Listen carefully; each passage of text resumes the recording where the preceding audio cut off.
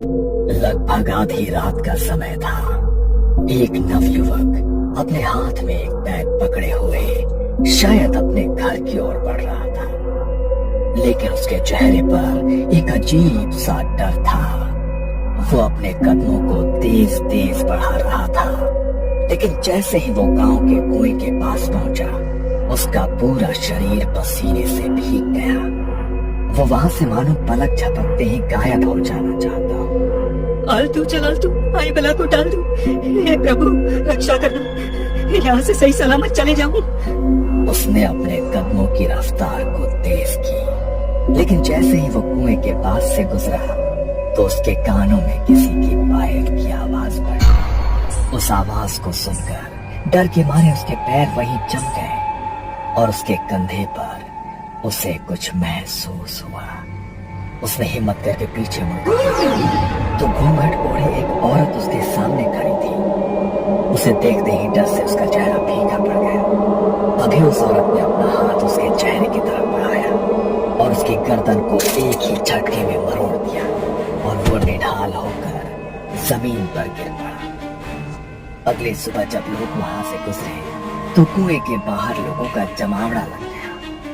सत्यानाश, पता नहीं ये किस किस को और लेकर जाएगी। पिछले 2 महीने में 5वीं मौत हुई है ये। मना किया था रात को यहाँ से कोई मत जाना। इंसानों को, हमारे जानवरों को, किसी को नहीं छोड़ा इसने। मुझे तो ये सती माता का प्रकोप लगे।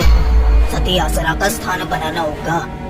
देवी को रोज भोग देवेंगे और कोई भी सूरज ढलने के बाद यहाँ ना आवेगा। देवी को रात के समय जरा सा भी विघ्न पसंद ना है। अपनी जान बचानी है तो यही करना होगा। माना जाता है कि गांव के कुएं और नदी पर सती आसरा का स्थान होता है, जिन्हें देवी का रूप माना जाता है। गांव में होने वाले इन हादसों के वजह से गांव वालों ने कुएं पर सती आसरा का एक छोटा सा मंदिर बनाया, जिसके भीतर कोई मूर्ति नहीं थी। बस गांव के लोग वहां देवी को भोग लगा सके, इसलिए वो मंदिर बनाया गया ताकि देवी का क्रोध शांत हो सके। लेकिन उसके बाद भी गांव में होने वाले वो हादसे। तभी एक रात काले कपड़े पहने एक लड़की, जिसने अपने चेहरे को काले शॉल से ढका हुआ था, अपने हाथ में एक काले रंग की पोटली लिए हुए, सती आसरा के डर से अब रात को कोई भी कुएं के पास नहीं भटकता था। इसलिए गहरी काली अंधेरी रात में वो अकेले कुएं के पास अपना आसन लगाकर बैठी और कुएं पर थोड़ी हल्दी कुमकुम और अपनी उंगली से काट कर रक्त का चढ़ावा किया और तेल का एक दीपक भी जलाया। तुम्हारा बदला पूरा हो गया है, तुम अब शांत हो जाओ। गांव वालों को मत मारो, जिनको मारना था उन्हें तो मार चुकी हो। गांव में हो रहे इन हादसों को 3 महीने बीत चुके थे और आज से 3 महीने पहले एक रात काले कपड़ों में अपना चेहरा ढकी हुई एक स्त्री रात के 2:30 बजे कुएं के पास एक यज्ञ कुंड जलाए बैठी थी। यज्ञ कुंड के पास एक मुर्गा, जिसके हाथ पैर और चोंच को रस्सियों से बांधा गया था। नर कंकाल की खोपड़ी में किसी जानवर का रक्त भरा हुआ था। वो उस रक्त का छिड़काव बार बार यज्ञ कुंड में कर रही थी और बड़ी ही धीमी आवाज में कुछ मंत्रों का उच्चारण भी कर रही थी। तुम्हें जागृत होना पड़ेगा। तुम्हें जागृत किए बिना आज की रात मैं यहाँ से नहीं जाऊंगी। बलि स्वीकार करो। उसने उस बंधे हुए मुर्गे को उठाया और धारदार चाकू से उसकी गर्दन को एक झटके में अलग कर दिया। उसकी आहुति उसने यज्ञ कुंड में चढ़ा दी। तभी वहां एक अजीब सी सिहरन उठी। रात के सन्नाटे में मानो कोई दबी आवाज उसे सुनाई देने लगी। कुएं के भीतर से मानो किसी की आत्मा निकलकर बाहर आ गई। उसने पीछे मुड़कर देखा तो घूंघट ओढ़े एक औरत उसके सामने खड़ी थी। जाओ और खत्म कर दो उन्हें। मुझे अपना बदला चाहिए। जाओ। मानो जैसे वो उसकी आज्ञा का इंतजार कर रही थी। उसके इतना कहते ही वो गांव की ओर बढ़ी और एक घर के बाहर जाकर रुक गई। दरवाजे पर ठक ठक की आवाज हुई। अरे इतनी रात को कौन आया है? रात के 3 बज रहे हैं। इस वक्त कौन दरवाजा खटखटा रहा है? तभी दरवाजे पर फिर से ठक ठक की आवाज आई। पता नहीं कौन आया है, देखना ही पड़ेगा। मंगल दरवाजा खोलने के लिए गया। दरवाजे से अभी भी लगातार ठक ठक की आवाज आ रही है। बोल रहा हूं ना। अभी तक मंगल आधी नींद में था, लेकिन जैसे ही उसने दरवाजा खोला तो उसके होश उड़ गए। उसके सामने घूंघट उड़ी हुई वही औरत खड़ी थी। लेकिन जैसे ही मंगल ने उसे देखा तो हवा के झोंके से उसके चेहरे से उसका घूंघट सरक गया। मंगल ने जैसे ही उसका चेहरा देखा तो उसकी चीख निकल गई। उसका चेहरा पूरी तरह से गला हुआ था और आंखों की पुतलियां बिल्कुल सफेद होकर उल्टी हो चुकी थी। मंगल जल्दी से दरवाजा बंद कर दिया, लेकिन दरवाजा बंद नहीं हुआ। वो डर के मारे अंदर की तरफ भागने लगा। तभी उस भयानक औरत ने उसकी गर्दन को अपने हाथों में जकड़ लिया और एक ही झटके में उसकी गर्दन को मरोड़ डाला और उसके चेहरे के मांस को पूरी तरह से नोच डाला। दर्द के मारे पूरे घर में उसकी चीख गूंज गई और कुछ देर उसकी दर्द भरी चीखों के बाद सब कुछ बिल्कुल शांत हो गया।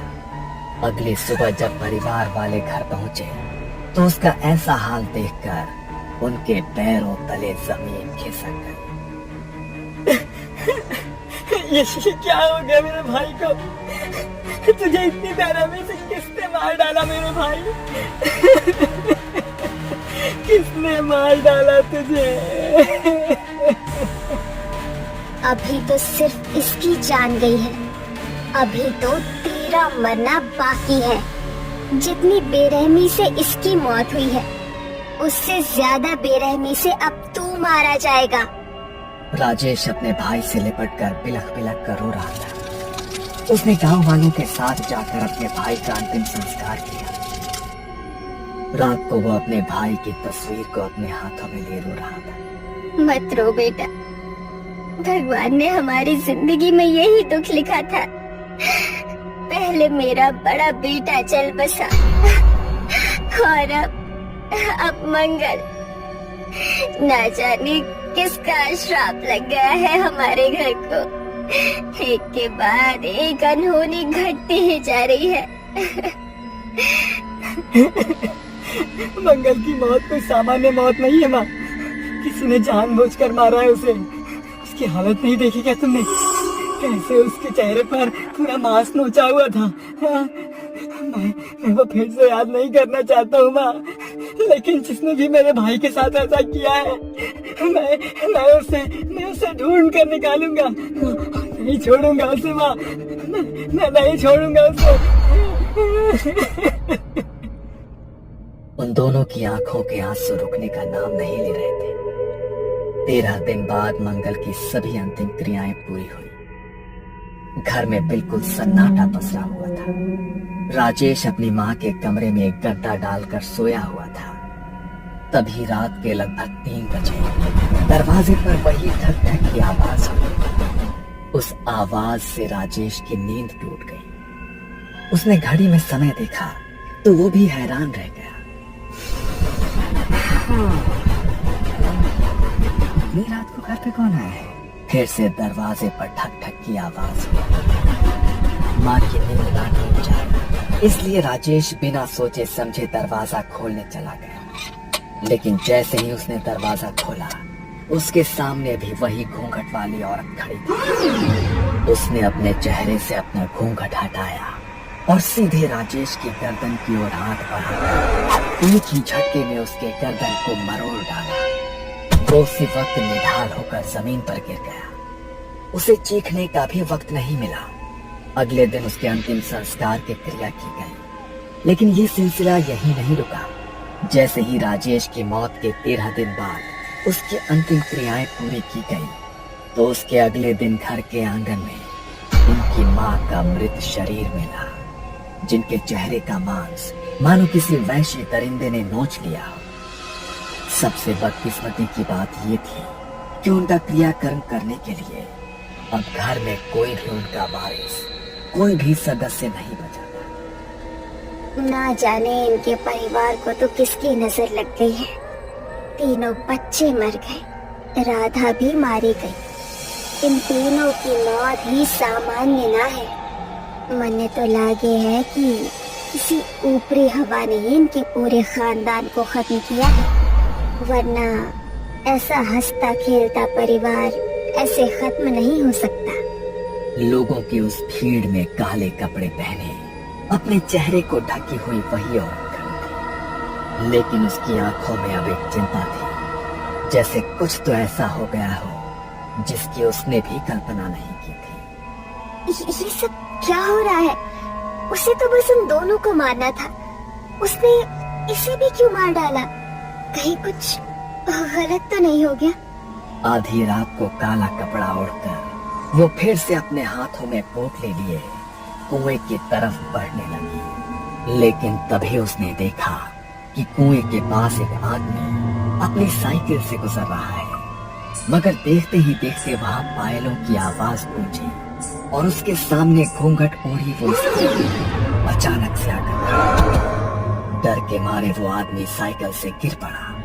वो उसकी ओर बढ़ी और उसने उसके शरीर के मांस को पूरी तरह से नोच डाला। उसकी चीखों की आवाज पूरे गांव में गूंज उठी। ये देखकर काले कपड़ों से खुद को ढकी माया के होश उड़ गए। वो तुरंत ही वहां से भागकर अपने घर पहुंचा। डर के मारे उसका पूरा शरीर कांप रहा था और आवाज हाँफ रही थी। ये सब क्या हो रहा है? मुझे उसे शांत करना होगा, वरना जो भी अब उस कुएं के पास से गुजरेगा वो उन सबको मार डालेगी। उसने उसे शांत करने की बहुत बार कोशिश की, लेकिन गांव में होने वाली मौतों की संख्या कम होने की बजाय दिन प्रतिदिन बढ़ती जा रही थी। इन हादसों को 3 महीने बीत चुके थे। माया अब अपनी आंखों के सामने किसी और को बलि चढ़ते हुए नहीं देखना चाहती थी, इसलिए आज उसकी शांति के लिए माया कुएं के पास बैठकर यज्ञ कर रही थी। तुम्हारा बदला पूरा हो गया है, तुम अब शांत हो जाओ। गांव वालों को मत मारो, जिनको मारना था उन्हें तुम मार चुकी हो। अब क्यों तुम गांव वालों की बलि देने पर तुली हो? तभी अचानक वहां बहुत जोर से हवा चलने लगी, जैसे कोई उसे अपनी मौजूदगी का एहसास कराना चाहता हो।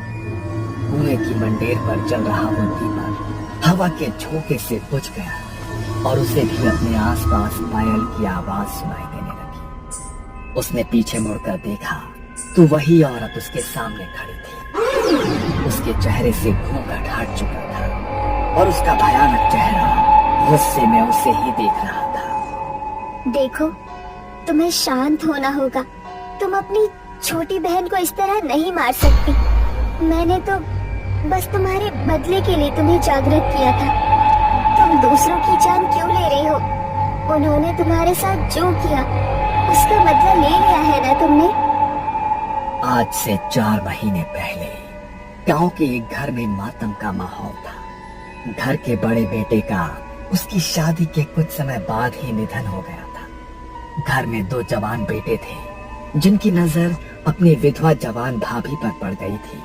मंजू अपने पति की मौत के गम में खुद को अपने कमरे में बंद किए बस रोए ही जा रही थी। तभी उसके दरवाजे पर जोर जोर से खटखट की आवाज हुई। उस खटखट की आवाज से मंजू अचानक से सहम गई और दीवार की तरफ खिसकती चली गई। उसने दरवाजा नहीं खोला। तभी अचानक 2 लोग दरवाजा तोड़कर अंदर आ गए।